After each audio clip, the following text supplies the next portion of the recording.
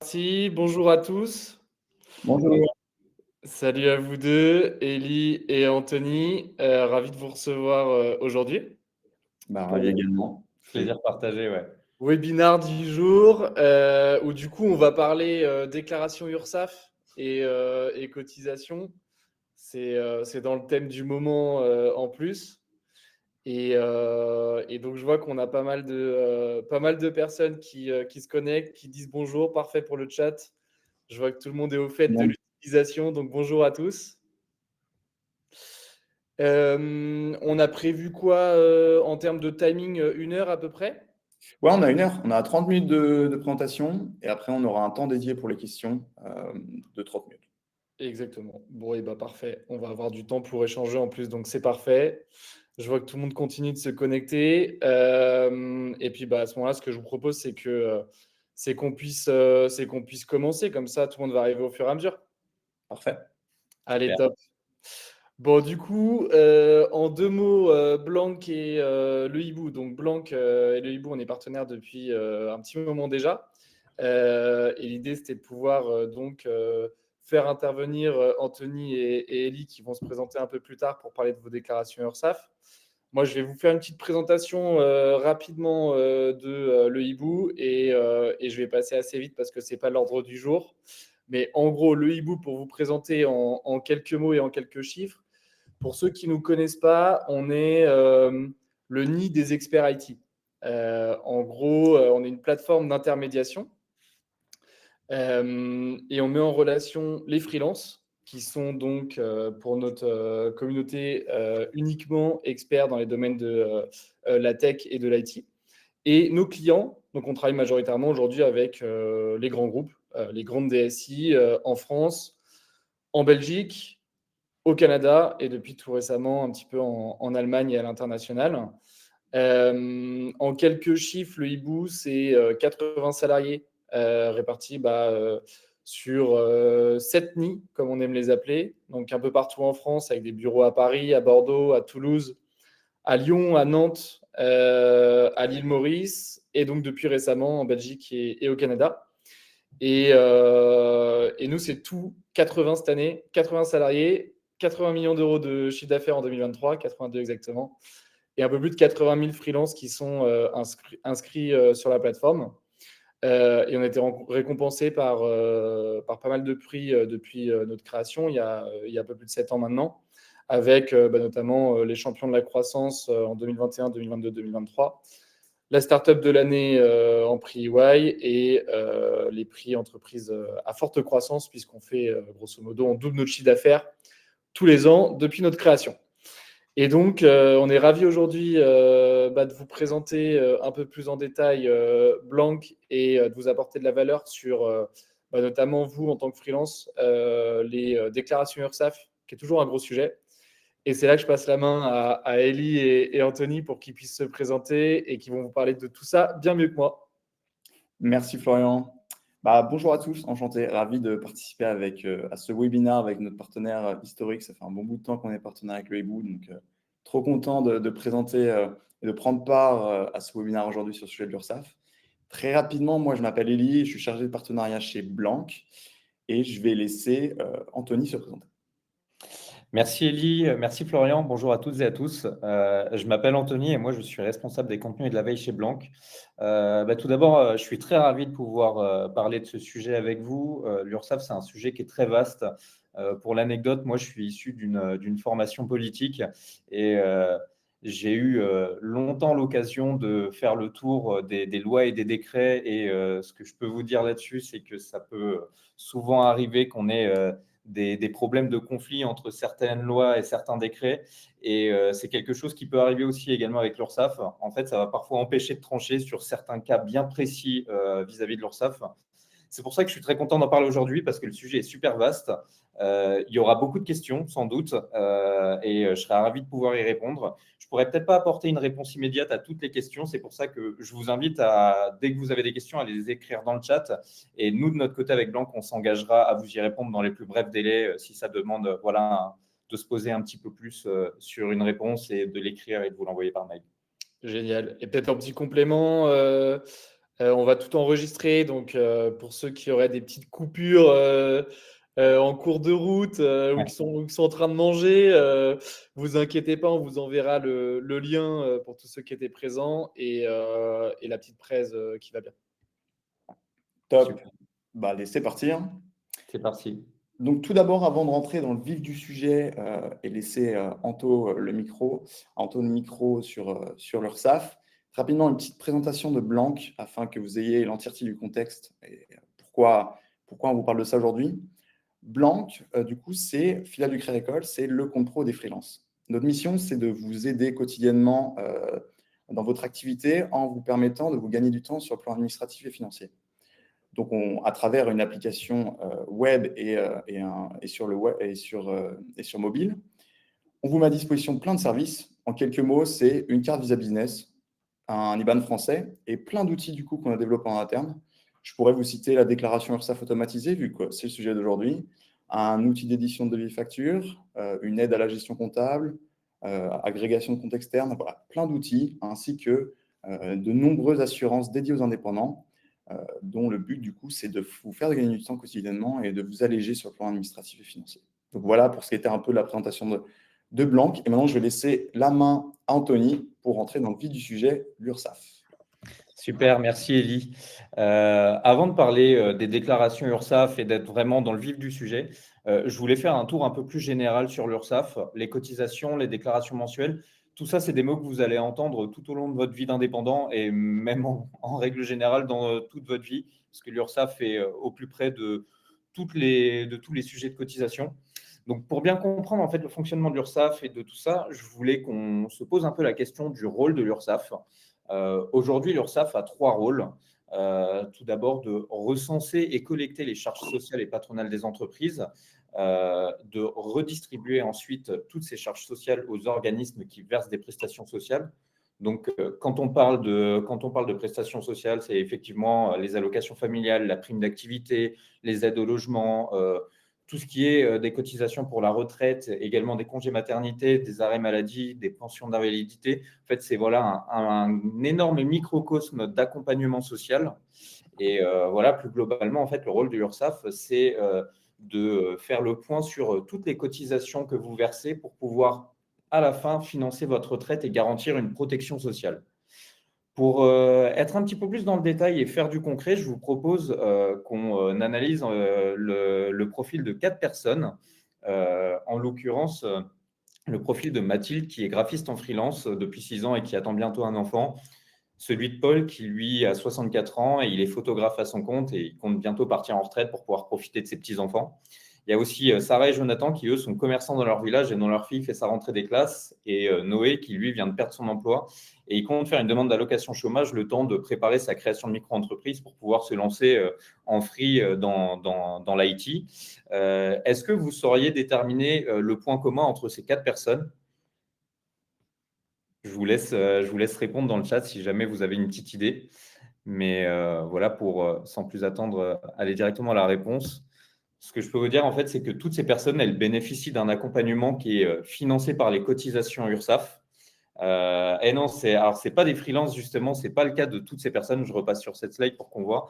C'est pas forcément toujours le cas. Typiquement, Sarah et Jonathan, eux, sont commerçants et Noé, lui, est sur le point de se lancer en freelance. Mais non, en fait, le point commun, c'est que chacune de ces personnes, elle bénéficie des cotisations sociales de l'URSSAF d'une certaine manière, que ce soit dans les congés maternité pour Mathilde, que ce soit dans la retraite pour Paul, que ce soit dans l'allocation rentrée pour Sarah et Jonathan et dans l'allocation chômage pour Noé.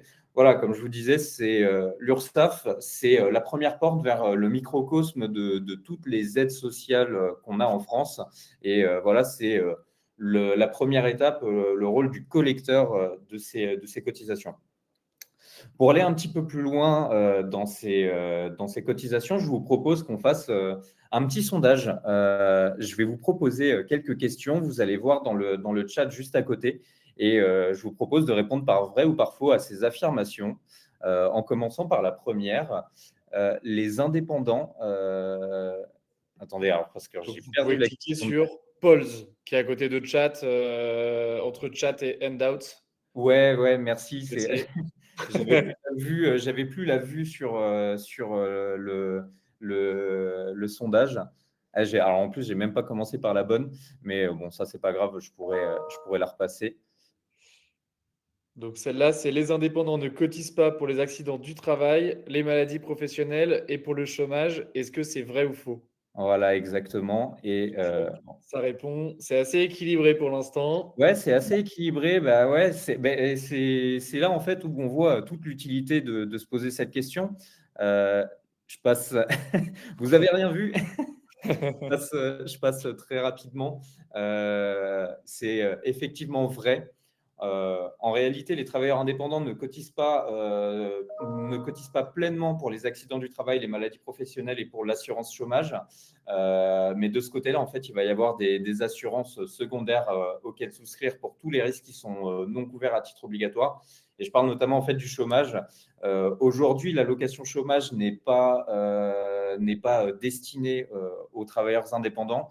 Il existe à côté de ça des formats d'accompagnement qui sont différents, notamment l'allocation pour les travailleurs indépendants, qui elle est différente de l'allocation chômage. Elle est moins élevée que l'allocation chômage. Elle est aux alentours, si je ne vous dis pas de bêtises, environ de 700, entre 600 et 800 euros. En fait, tout va changer en fonction de certains aspects. Mais voilà, donc pour cette réponse-là, c'est vrai. Je passe à la question suivante. Bon, c'était tricky comme première question, hein. Celle-ci était tricky un petit peu, ouais. Mais je passe à la prochaine, celle-ci qui peut-être un peu plus évidente, à vous de voir.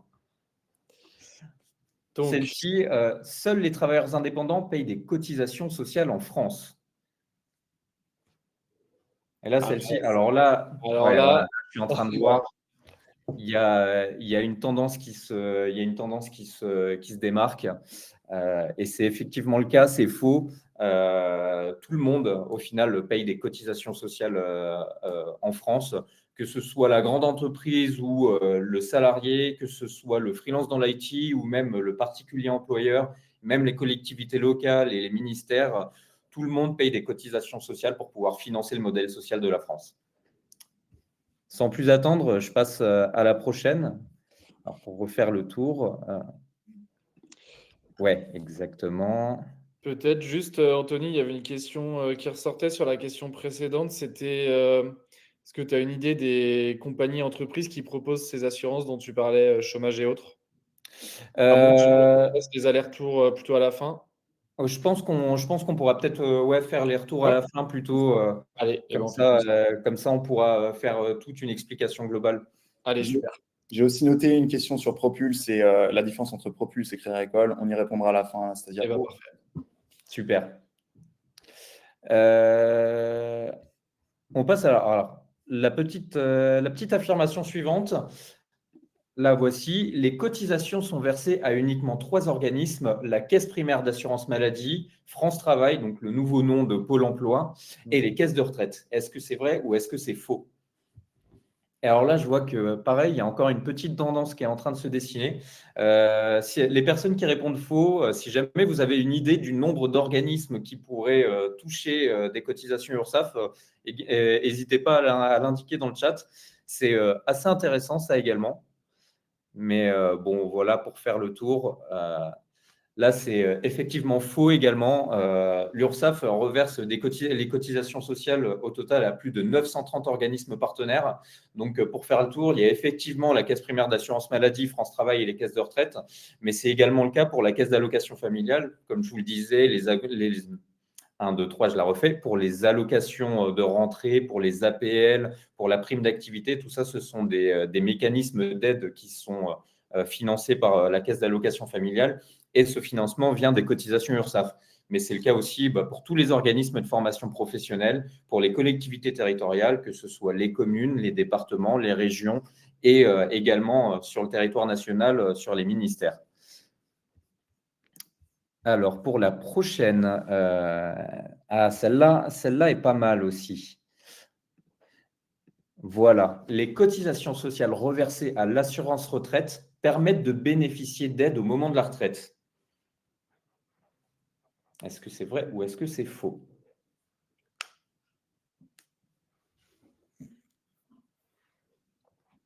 Et il y a encore une petite tendance. Ah non, ça a l'air plutôt serré quand Ouais, même. c'est équilibré, ouais. Ouais, c'est équilibré. Non, mais ok. Non, c'est très intéressant.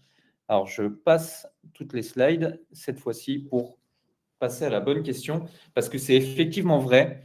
Les cotisations sociales sont redistribuées sous forme de pension de retraite. À la fin de votre carrière, vous avez cotisé auprès de l'URSSAF, que vous soyez salarié ou indépendant. Vous touchez une pension de retraite. Ça, c'est effectif et c'est pour tout le monde. En revanche, vous pouvez également bénéficier de certains accompagnements tout au long de votre retraite, s'il y a besoin d'adapter votre logement, si vous avez besoin d'une aide à domicile. Concrètement, voilà, les cotisations sociales, elles permettent également de pouvoir vous aider à passer une retraite en sérénité, en tout cas d'avoir un accompagnement pour avoir une autonomie totale. C'est voilà le point de cette affirmation. Et enfin, j'en fais une toute dernière avant qu'on rentre dans Ouais, le vif du et ceux sujet. qui ont répondu vrai, une fois qu'on avait vu que c'était vrai, on vous a vu, hein. Alors, je passe à la toute dernière avant qu'on rentre dans le vif du sujet. Alors, celle-ci, si vous avez suivi le début du webinaire, normalement, vous devriez la voir. Les cotisations sociales peuvent être distribuées sous forme d'allocation rentrée. Alors, je vais passer un petit tour dans le chat aussi. Là, il y a une tendance, là. Une grosse tendance, ouais. Ouais, il y a une tendance. Bon, Attentif au début du ça va. Alors, webinaire. on a un public attentif, c'est bien parce qu'effectivement, c'est également vrai. Il y a 10% des cotisations sociales qui sont collectées par les URSSAF qui sont reversées aux allocations familiales. Et donc, ces allocations familiales, en fait, ces cotisations reversées aux allocations familiales, elles sont ensuite redistribuées sous forme d'allocations rentrées. Où je parlais d'aide à la garde d'enfants, mais c'est le cas de la prime d'activité, du RSA, des aides au logement. Voilà, c'est assez global. Pour faire le point, concrètement, quand vous cotisez à l'URSSAF, vous cotisez pour vous protéger. Donc, comme je le disais, c'est pour toutes les prestations sociales de base, les prestations de santé. Vous cotisez pour les congés maternité et les assurances invalidité et décès et pour toutes les indemnités journalières pour les arrêts maladie. Vous cotisez pour préparer votre avenir. Et alors là, on en a un peu plus parlé. Je parlais de la retraite, mais un qui est un petit peu moins évident, c'est que vous cotisez également pour le droit à la formation professionnelle. Je pense que vous avez tous entendu parler du fameux compte CPF, celui pour lequel on a tous reçu des coups de fil pour se faire vendre des formations. Mais en fait, voilà, le compte CPF, ça sert en fait à se faire financer des formations.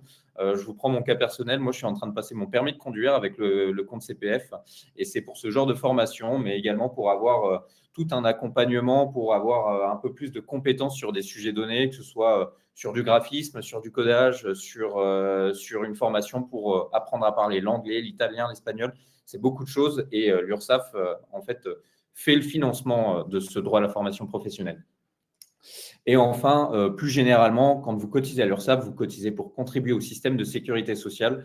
C'est ce principe français dont on a souvent parlé, c'est le principe de solidarité.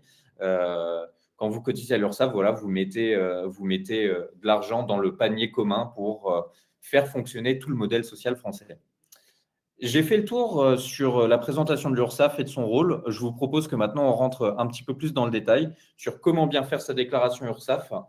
Je vous propose qu'on le fasse en 2 temps. Il y a beaucoup de statuts d'entrepreneurs. Il y a beaucoup de façons de déclarer son URSSAF en fonction de son statut.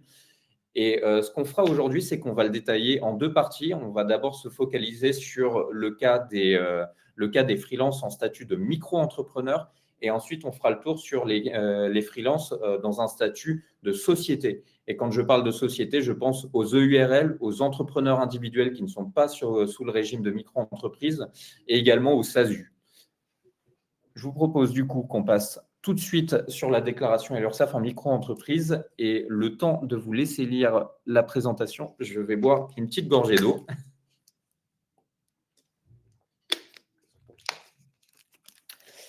Merci.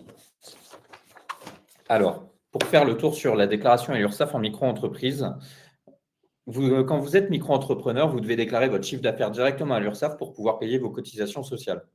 Quand on se parle de chiffre d'affaires, et là, ça vaut pour tout le monde, pas uniquement les micro-entreprises, ce chiffre d'affaires, pour le calculer, c'est très simple. Il s'agit de toutes vos factures encaissées Et il faut bien faire attention donc à ne pas considérer les factures qui sont envoyées, et bien uniquement les factures encaissées. Concrètement, vous êtes au mois d'avril et vous avez envoyé une facture à votre client le 15 avril et ce client vous paye cette facture le 15 mai. Cette facture ne sera pas considérée dans votre chiffre d'affaires du mois d'avril, mais le chiffre d'affaires suivant. Concrètement, voilà, toutes les factures que vous devez considérer, votre chiffre d'affaires, c'est toutes les rentrées d'argent que vous avez eues pour le mois d'avril, typiquement, ou que vous avez reçues avant le 30 avril. Je vous fais également une petite anecdote là-dessus. Je ne sais pas si c'est le cas, alors c'est généralement pas le cas pour les freelances dans l'IT, mais s'il y en a ici qui ont un terminal de paiement, vous savez, les petits TPE pour pouvoir faire payer vos clients en carte bleue, il y a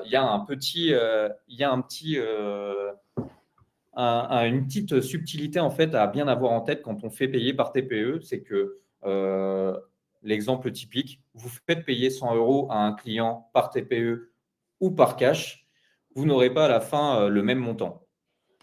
Et pourquoi vous n'avez pas le même montant? En fait, c'est parce que quand vous faites payer en TPE, vous faites payer votre client 100 € avec votre TPE. Derrière, vous, sur votre compte professionnel, vous allez avoir 98,50 €.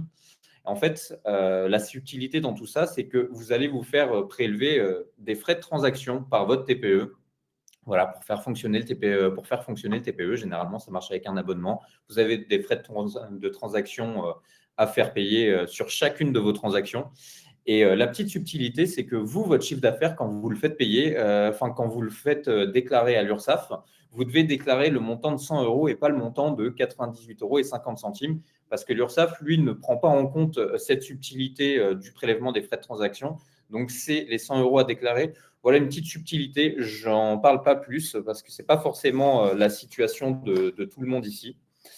Pour rentrer un peu plus dans le sujet de la déclaration URSSAF en micro-entreprise, généralement, les cotisations pour les freelances dans l'IT s'élèvent aux alentours de 21,2% et vous devez en fait déclarer votre chiffre d'affaires hors taxe. Je fais un petit point sur le montant des cotisations. Ces cotisations, en fait, elles peuvent varier en fonction de la nature de votre activité. Donc, je vous le disais, dans le cas du freelance dans l'IT, c'est généralement aux alentours de 21,2%. Mais il y a des cas dans lesquels ces cotisations peuvent s'élever à 6%, d'autres à 12% et à 21,2%. En fait, tout va dépendre de votre activité ou également de votre modèle d'imposition. Quand vous êtes sur le modèle d'imposition générale, ce taux ne change pas. Vous êtes toujours à 21,2% de vos cotisations URSSAF. Si vous êtes sur le principe du versement forfaitaire libératoire, donc ça, c'est un modèle d'imposition différent qui vous permet en fait de déclarer vos impôts avec vos cotisations tout au long de l'année, exactement comme la déclaration des cotisations URSSAF. Celui-ci va varier un petit peu et va être un petit peu plus élevé et passer en moyenne à 22 ou 23%. Voilà, c'est la petite différence.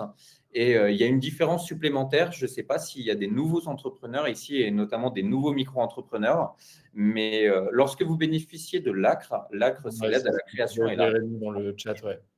Il y en a. Alors, il faut que je me mette sur le chat d'ailleurs, je ne le vois pas. Tu as une petite flèche en haut à droite. Ah bah oui, alors je vois qu'il y a des aguerris. Merci Jérémy. Voilà, c'est sauf si ACRE, effectivement, vous bénéficiez en fait d'un dégrèvement de moins 50% et sur la première année en fait de le lancement de votre micro-entreprise.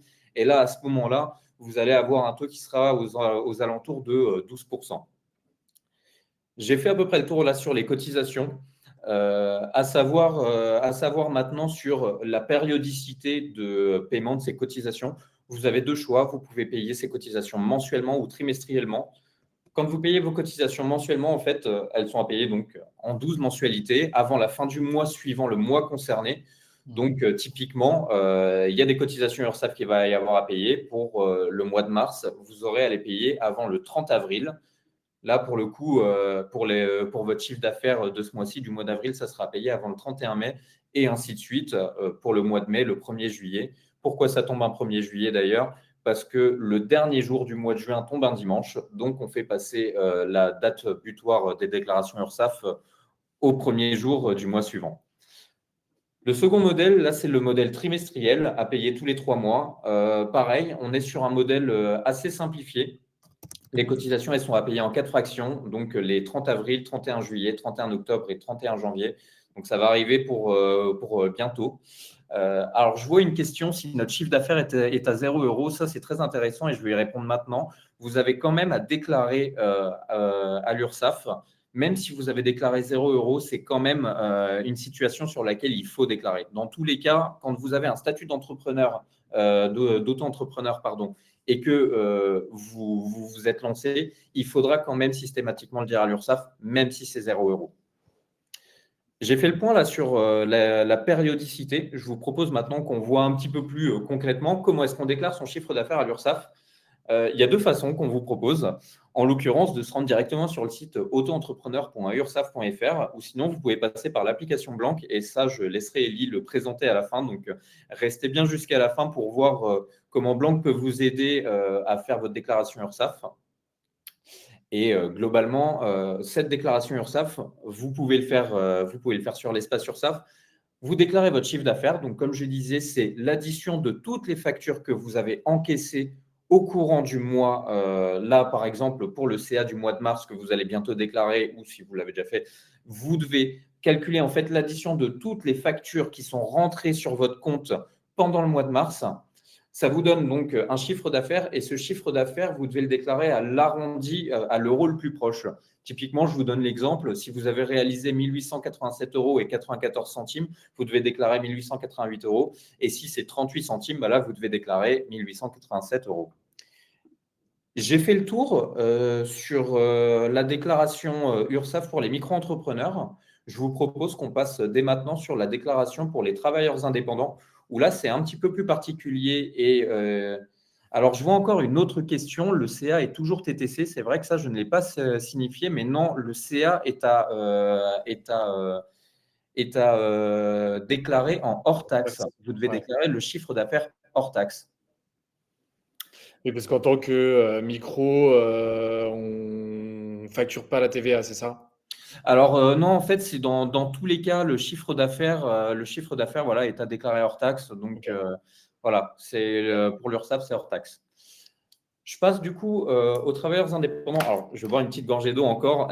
Je parle beaucoup, donc ça me donne soif. Je vous laisse lire la petite slide en attendant. Non, on va te laisser comme ça, tu as la bonne logique. Voilà, exactement. Petite subtilité également pour les travailleurs indépendants. Ça a beaucoup changé dernièrement sur la manière de déclarer et depuis 2021, il y a un modèle qui se tient bien pour pouvoir déclarer. C'est le modèle de la déclaration sociale et fiscale unifiée. Concrètement, votre chiffre d'affaires, vous ne le déclarez pas directement à l'URSSAF. Vous allez le déclarer dans votre déclaration d'impôt et ça arrive bientôt. C'est en ce moment même que ça se passe. Donc, c'est d'autant plus sympa de la part du Hibou de nous avoir invités pour parler de ce sujet parce que c'est maintenant ou jamais pour en parler. Donc voilà, comme je vous disais, vous avez à déclarer votre chiffre d'affaires directement dans votre déclaration d'impôt. Le formulaire en question, la partie du formulaire d'impôt que vous avez à remplir s'appelle le formulaire 2042. Vous en avez peut-être déjà entendu parler.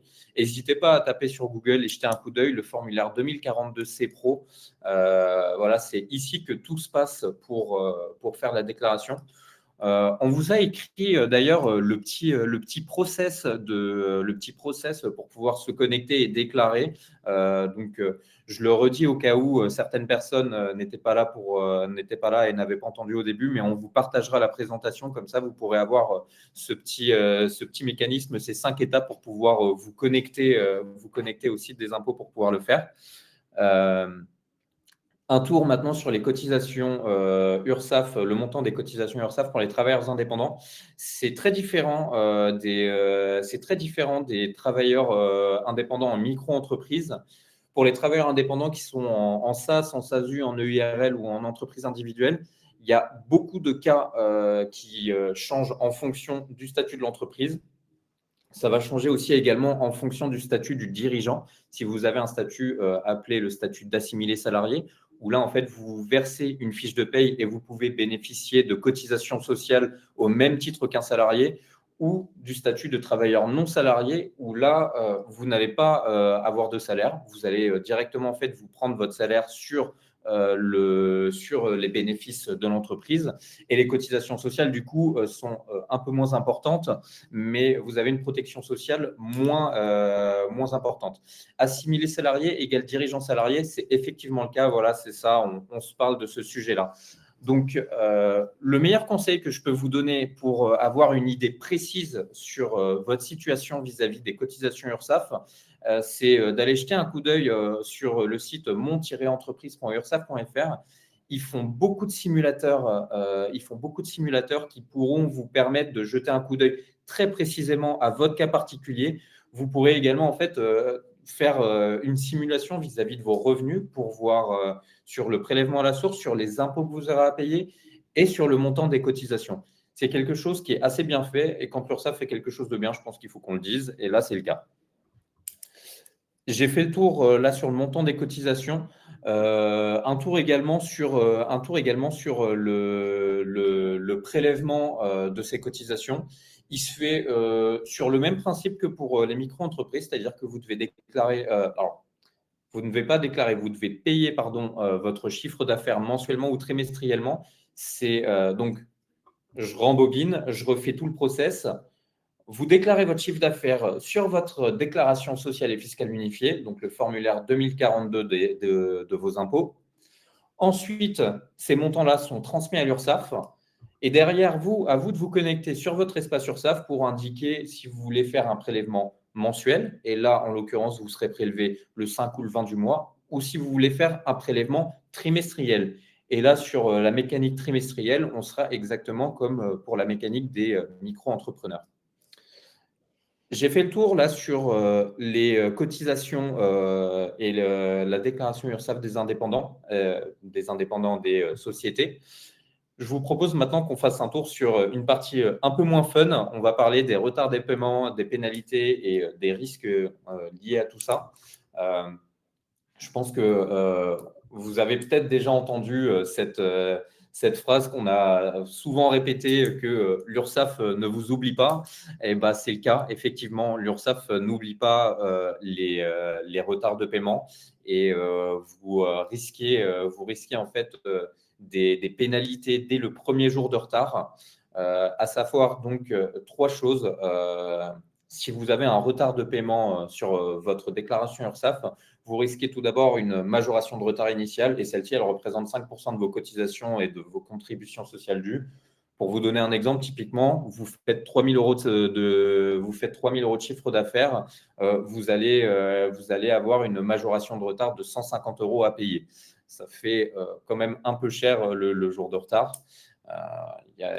Derrière, tout ça peut évoluer et s'en suivre à des majorations de retard complémentaires. Et là, en l'occurrence, vous allez avoir une augmentation de 0,2% d'augmentation par mois de retard supplémentaire.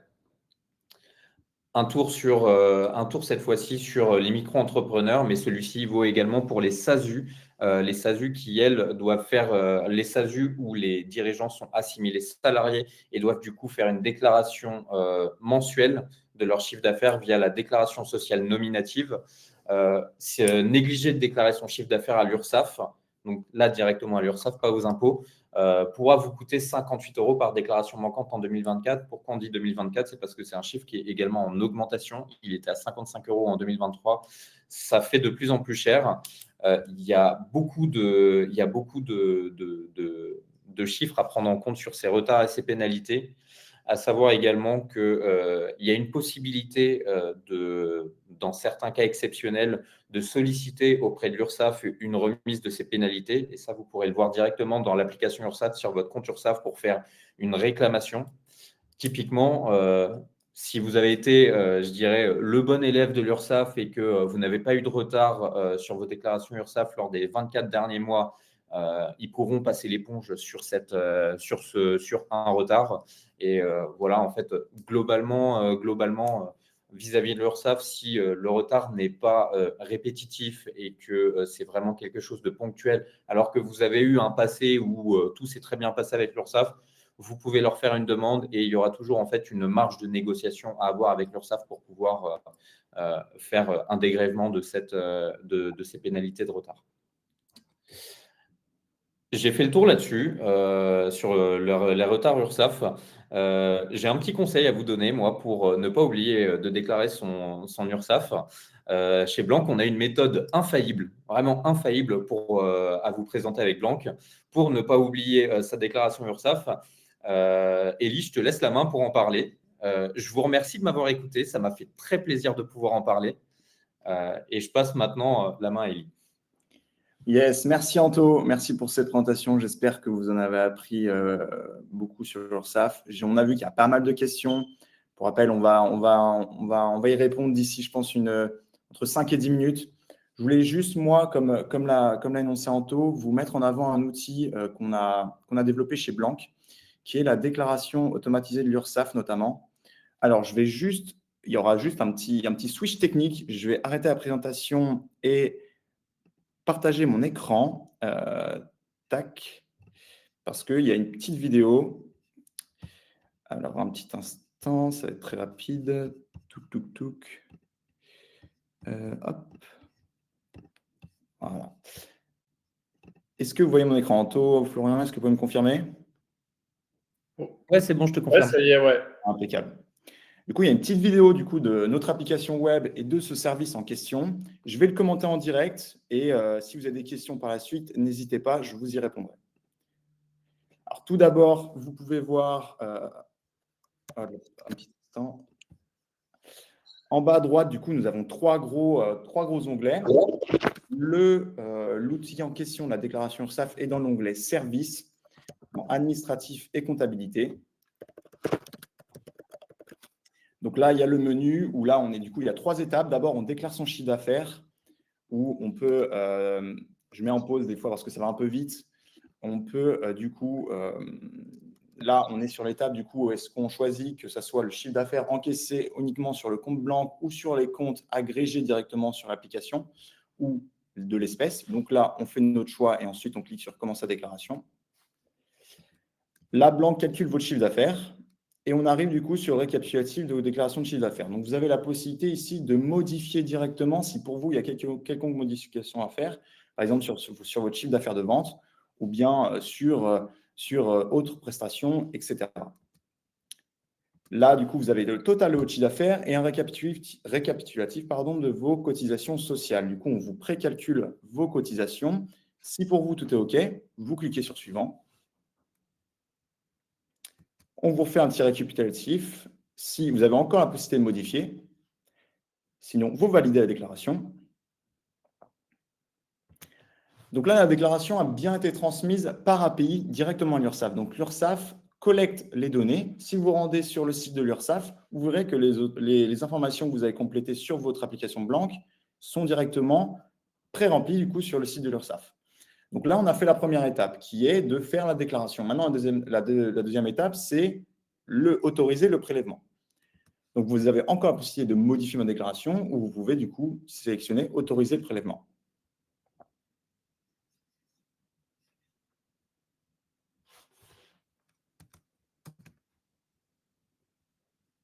Donc là, ça me prend un peu de temps. Donc là, vous choisissez si vous préférez être prélevé directement sur votre compte Blanc ou sur un compte que vous avez agrégé en amont. Donc là, on choisit Blanc pour l'exemple en question. On vous fait un dernier autorisation de prélèvement. Si pour vous, tout est OK, vous validez. Le prélèvement a été autorisé avec du coup le prélèvement, en quelle date il sera prélevé. Et du coup, vous avez un dernier récapitulatif quand vous retournez sur la page d'accueil sur vous avez bien déclaré, le prélèvement a été autorisé et le prélèvement sera à venir du coup à la date escomptée qui sera mentionnée. Donc voilà pour ce qui est de la déclaration URSSAF automatisée. Donc vous voyez bien qu'en 20 secondes, depuis votre application Blanc, votre déclaration est faite et c'est un gain de temps énorme pour vous en tant que freelance au quotidien. Vous n'avez pas besoin de vous souvenir tous les mois, il faut que je le fasse le 30, avant le 30, sinon je vais avoir une pénalité. Voilà, en 20 secondes, c'est fait, on vous le notifie et puis c'est une charge mentale en moins, très clairement. Donc ça, c'était vraiment l'outil phare que je souhaitais vous présenter. Et il y en a un deuxième aussi qui est très utile en tant que freelance pour bien tenir votre comptabilité et vous aider auquel cas pour vos déclarations d'impôts. C'est notre outil d'édition de devis et factures parce qu'il vous permet de centraliser toutes vos factures et vos devis et de les créer en très peu de temps et de façon assez simple. Donc, ça vous évite de passer par des services tiers qui peuvent prendre plus de temps et qui sont plus compliqués. Et tout est centralisé directement sur Blanc. Donc, je lance la petite vidéo. Donc là, pareil, vous allez sur l'onglet facturation. Il y a 3 grosses parties, facture, devis et client. Facture pour créer des factures, devis des devis et client pour ajouter vos clients ou pour rechercher un client que vous avez déjà enregistré en amont. Donc, si vous cliquez sur la petite croix en bas à droite, vous avez les 3 options. Là, pour l'exemple, on va créer une nouvelle facture. Donc, la création de nouvelle facture, soit vous achetez un nouveau client, soit vous prenez un client que vous avez déjà préenregistré. Et là, on arrive du coup sur le détail de la prestation. On va commencer du coup par le titre de la prestation. Donc là, on a pris un exemple au hasard. On est sur un sujet de table basse précisément, en bois. On met la quantité, le prix unitaire, le détail de la TVA, est-ce qu'on y est soumis ou non, on peut tout préciser. Est-ce qu'on précise l'unité? Alors, il y a un petit bruit de fond, je ne sais pas, peut-être Flo ou Anto, vu que je ne vois pas. Le titre de la facture. Donc voilà, et ensuite, vous allez pouvoir faire les paramètres avancés, donc que ce soit les mentions générales avec le haut de page, le pied de page, l'apparence, mettre votre logo, choisir quelle couleur mettre en avant. La TVA, toujours, si vous souhaitez la remodifier, les paramètres de cette dernière. Les conditions de la facture, que ce soit les délais de paiement, mais aussi les conditions de paiement et enfin les mentions libres. Donc voilà, il y a plein de petites options. Et par la suite, vous validez la facture. Ça charge un petit peu, le temps de la créer. Et après, vous pouvez la prévisualiser. Là, vous avez toutes les infos. Vous pouvez la prévisualiser ou valider la facture. Une prévisualisation, ça donne ça du coup. Et valider la facture, ça vous redirige vers cette page-là, où vous pourrez voir en PDF la facture ou partager le document. Donc, si vous êtes directement avec un client, l'envoyer par mail ou par airdrop très facilement. Là, pour l'exemple, on faisait via Gmail pour l'envoyer à notre client. Donc, voilà pour ce qui était de la déclaration automatisée de l'URSSAF. Je repasse sur notre présentation. Hop là, ça va un peu vite. Donc, comme vous l'avez vu, ces 2 outils, ça vous permet de gagner du temps en tant que freelance. Le but, comme je vous l'ai énoncé tout au début de la présentation, c'est de vous aider dans votre activité pour que vous puissiez vous concentrer sur cette dernière et que la partie administrative et comptabilité, vous soyez très allégé sur ces 2 plans-là. Donc voilà, merci de nous avoir écoutés. Pour rappel, avec notre partenaire du coup, le Hibou, on a 80 € offerts pour l'ouverture de votre compte Blank si vous scannez ce QR code, qui est notre lien dédié avec le Hibou. Le Hibou vous enverra aussi dans le mail récapitulatif le lien en question et il est aussi disponible dans votre espace personnel, le Hibou. Donc, personnellement, j'ai hâte de voir toutes vos déclarations URSSAF automatisées et voir si du coup ça vous simplifie la vie en tant que freelance.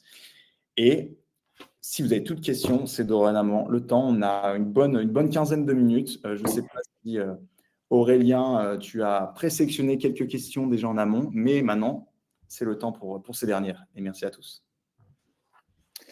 J'ai vu, il y a pas mal de questions. Je peux, moi déjà de mon côté, faire un petit tour. Une différence, je suis en train de voir là, la première question qui a été posée, c'est quelle est la différence entre Blank et Propulse du Crédit Agricole? Tout à fait. Elie, je ne sais pas si tu veux y répondre ou Yes. je peux en changer. Je vais y répondre. J'ai répondu à Anastasia directement dans le chat, mais pas de souci, je vais en parler à l'oral. La différence entre Propulse et Blank, il n'y a pas une grande différence. En soi, c'est des solutions fortement similaires. En fin de compte, Propulse utilise la solution de Blank. La solution technique de Blank est utilisée par Propulse. C'est exactement la même. Les seules choses qui changent, c'est que eux, c'est présenté directement sous la marque Crédit Agricole, alors que nous, on est vraiment indépendant. On est peut-être une filiale Crédit Agricole, mais on est indépendant. Et les offres aussi ne sont pas les mêmes. Nous, on a des 6 € par mois chez Blank, alors que ce n'est pas le cas chez Propulse. Et il y a aussi la possibilité d'encaisser le chèque, ce qui n'est pas le cas aussi chez Propulse. Donc voilà. Après, le produit reste le même. Ne soyez pas surpris, ils ont aussi les mêmes services et les mêmes outils, chez Propulse. Voilà, j'espère que j'ai répondu à ta question. Super. Je fais encore un petit tour sur est-ce qu'on pourrait avoir une idée sur les compagnies qui proposent des assurances pour le chômage et autres. Il y a énormément de compagnies là-dessus. Je pourrais vous faire une liste et vous l'envoyer directement par mail. Ça sera plus simple pour moi pour qu'on puisse faire le tour. Il y a beaucoup d'assurances et beaucoup de systèmes qui sont très différents. Il vaut mieux que ça soit fait par écrit. Je vous enverrai tout ça par écrit, je vous le noterai. Et alors, la deuxième question qui venait juste après, c'est est-ce qu'il faut se verser un salaire pour payer ses cotisations sociales? Et la réponse est non, en fait, puisqu'il va y avoir des revenus salariés et des revenus non salariés. Et dans tous les cas, ces revenus devront être déclarés à l'URSSAF. La prochaine question qui vient, alors oui, celle-ci, c'est vrai qu'elle était pas mal. Sur quoi se base le calcul des cotisations URSSAF quand on se lance et qu'on n'a pas encore de chiffre d'affaires? Alors là, pour le coup, ça, c'est une situation qui se passe pour les travailleurs indépendants, donc toutes les sociétés, les EURL et, en particulier, et les entrepreneurs individuels. Là-dessus, en fait, sur la première année de votre activité d'entrepreneur, ce sera une estimation qui sera à faire sur le site des impôts. Au moment en fait, où vous faites votre première déclaration, ça sera indiqué. Vous avez une estimation de votre chiffre d'affaires à faire sur l'année. Et en fait, derrière ça, ce sera le service des impôts et le service de l'URSSAF qui fera une correction de votre chiffre d'affaires tout au long de l'année en fonction de votre activité. Alors, je voyais, et après, une fois que l'on a du chiffre d'affaires sans se payer, du chiffre d'affaires en se rémunérant, je ne suis pas bien sûr de comprendre la suite de la question. Si jamais vous voulez indiquer le reste par écrit, que je puisse vous donner une réponse un peu plus formelle. Qui est en charge de faire la déclaration URSSAF? Ça, j'ai vu que Florian avait fait une réponse à l'écrit. Et pour le portage salarial, c'était la même chose, je crois. Florian, corrige-moi si je me trompe. Exactement. Du coup, ce que je disais, c'est que en fait, quand vous passez par une société de portage salarial, c'est cette société en question qui, du coup, s'occupe de gérer l'ensemble de vos déclarations, dont vos déclarations auprès de l'URSSAF, puisqu'ils deviennent votre représentant aux yeux, finalement, de l'ensemble de vos cotisations. C'est le gros avantage de passer en portage, c'est que, finalement, vous déléguez cette charge mentale et cette gestion auprès de votre société de portage. Merci.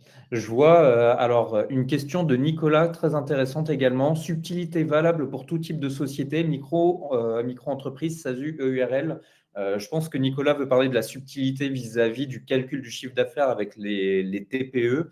Et c'est effectivement le cas. Cette subtilité, le calcul du chiffre d'affaires avec un TPE, où il faut du coup prendre le coût total et non ce qui est tombé sur le compte, ça compte pour tout le monde, y compris pour les SASU, les EURL.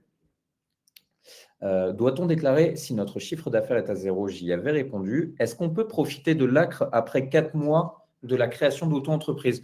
En l'occurrence, l'ACRE dure pendant 1 an complet à partir de la création de votre micro-entreprise. Donc, passé 4 mois, vous pouvez toujours en bénéficier. Est-ce que le dépassement de chiffre d'affaires toléré doit se produire uniquement pendant les 2 premières années et est-ce qu'il doit être consécutif ou peut-il arriver à n'importe quel moment de la vie de micro-entreprise? Alors pour le coup, c'est le cas, oui, le dépassement de chiffre d'affaires toléré doit se produire uniquement pendant les 2 premières années. Donc pour rappel, le chiffre d'affaires, le seuil à ne pas dépasser pour les activités libérales, donc là, ça doit être le cas de la majorité des gens ici, des freelances dans l'IT, est de 77 700 € par an. Donc concrètement, le seuil à ne pas dépasser, c'est le 77 700 € sur 2 ans. En fait, je vais la refaire plus simplement. Si vous faites pendant 2 ans 77 700 € de chiffre d'affaires annuel, vous dépassez le seuil de la micro-entreprise et vous devez passer en société. C'est ça donc, voilà la petite nuance. Je parle de 77 700 pour les activités libérales, donc c'est le cas de la majorité des freelances dans l'IT. Mais pour les activités qui sont commerciales, où là, on va vendre un produit directement, ce chiffre est un peu plus élevé. Il passe à 188 800 euros, si je ne dis pas de bêtises. Et si ces 2 années ne sont pas consécutives, par exemple, s'il se passe 2 ou 3 ans entre ces 2 années de dépassement, On reste dans les micros. on reste dans la On micro. reste en micro-entreprise. Il faut vraiment que ce soit consécutif. Il faut vraiment que ce soit consécutif, exactement. Génial. Le chiffre d'affaires est toujours TTC. Alors ça, on y avait répondu, c'est le chiffre hors taxe à présenter. Prends celles qui sont déjà marquées en tant que question, Otto. Je te les ai mis en. Ah, ok, super, interrogation à droite. d'accord. Ok, compris. C'est quoi la différence entre travailleur indépendant et auto-entrepreneur? La différence entre un auto-entrepreneur et un travailleur indépendant, c'est le statut de la société que vous créez. Quand vous êtes auto-entrepreneur, vous avez le statut qu'on appelle micro-entreprise. Un auto-entrepreneur ou un micro-entrepreneur, c'est le même statut. Et là, c'est un statut d'entreprise qui est simplifié. Donc, c'est celui sur lequel vous allez déclarer votre URSSAF mensuellement, sur lequel vous avez un seuil à ne pas dépasser sur votre chiffre d'affaires et globalement sur lequel vous avez une comptabilité dite simplifiée, donc une comptabilité que vous pouvez gérer vous-même. C'est aujourd'hui le modèle d'entrepreneuriat pour les indépendants qui est le plus répandu en fait de par sa simplicité. Très généralement, en fait, un entrepreneur qui se lance en indépendant va commencer par le statut de micro-entreprise pour pouvoir commencer. Et si l'affaire marche bien et qu'il y a une volonté de continuer, on passera en société. La société, du coup, travailleur indépendant, on a du coup un statut d'entreprise qui est différent. C'est un statut de SASU, de EURL, d'entrepreneur individuel et encore d'autres. Et là, voilà, sur l'URSSAF, on a donc une gestion différente, comme je le disais. Sur la comptabilité, là aussi, très généralement, en fait, il va falloir un accompagnement comptable. Voilà. Et ça fait la transition parfaite avec la question de Luther qui demandait si on avait besoin d'un comptable pour faire ce type de déclaration en SASU. Alors là pour le coup, il y a une petite différence en fait sur les SASU. Il y a une subtilité parce que c'est sur la déclaration sociale nominative à faire tous les mois. Là, c'est les cotisations sociales URSSAF en fait, elles vont passer sur la fiche de paye. Et je voudrais pas vous dire de bêtises là-dessus, donc je préfère vous faire une réponse par écrit ensuite pour pouvoir vous donner quelque chose de complet et de bien précis. Parce que juste parce que là, je vois le temps défiler, on va traiter le maximum de questions, mais à la fin, on va mettre nos deux adresses mail dans le chat à Anthony et moi-même. Donc, toutes les questions relatives à l'URSSAF, je vous inviterai à envoyer directement un mail à Anthony. Et moi, toutes les déclarations, si vous avez d'autres questions relatives à Blank, le produit et la solution en elle-même, ça a grand plaisir de répondre. On va essayer de faire le max, il nous reste une bon 5 minutes, mais c'est juste pour vous prévenir, pour pas qu'il y ait de déçus. Allez, c'est parfait. Anto, je te laisse continuer. Ouais, super. Bon, alors, je fais un petit tour vite fait là dans les questions. Y a-t-il un service d'achat d'actions sur Blank? Non, ce n'est pas le cas. On ne fait pas d'achat d'actions chez Blank. Jusqu'à quand puis-je modifier le montant de mon estimation? Je suis pas complètement sûr de voir la question. J'ai perdu le fil depuis ce que je disais.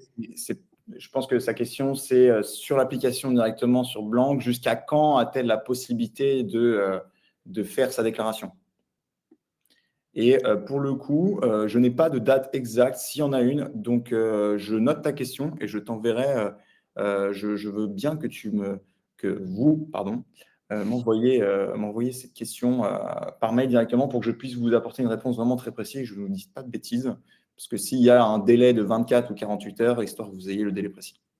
Ouais, il y avait une question qui était intéressante. C'était au moment où, en tant que micro ou SASU, tu cliques sur réaliser le paiement de ta déclaration. Si jamais il n'y a pas assez de fonds sur le compte au moment du prélèvement, qu'est-ce qui se passe? Ah oui, j'ai vu passer cette question. Merci.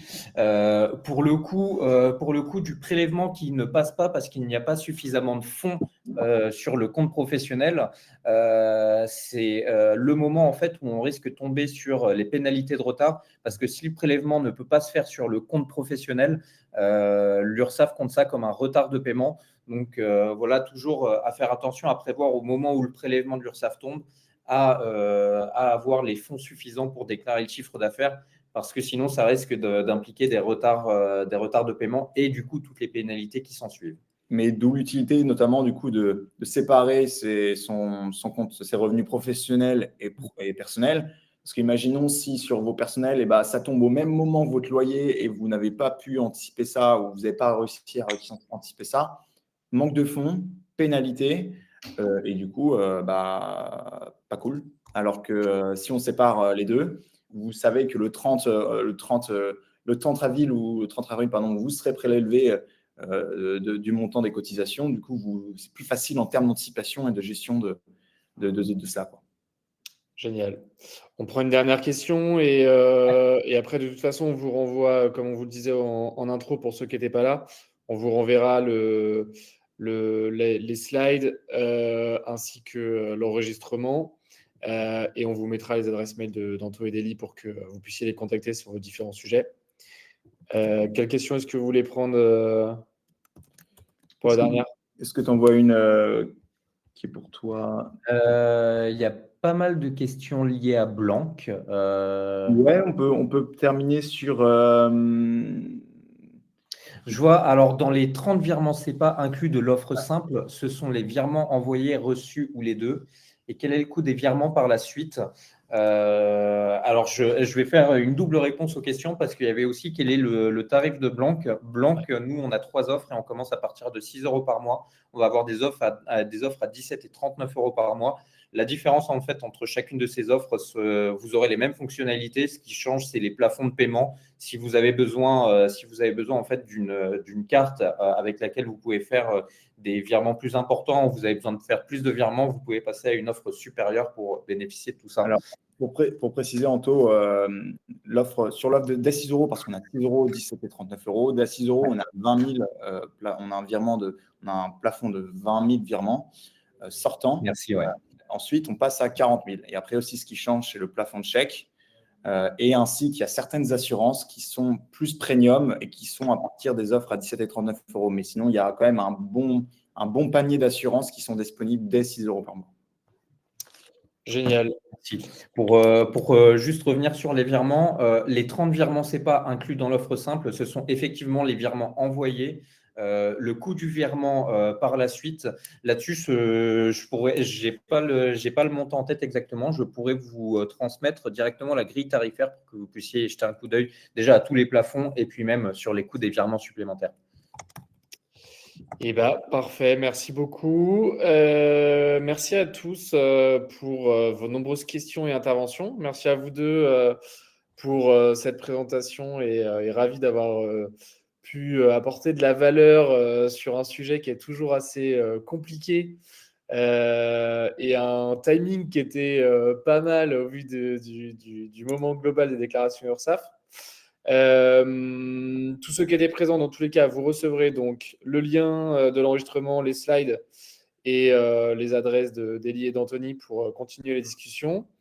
Et nous, pour le hibou, vous pouvez retrouver tous les prochains webinaires directement sur notre site, donc lehibou.com, mais aussi sur notre page LinkedIn où on partage beaucoup d'infos. Le hibou tout attaché.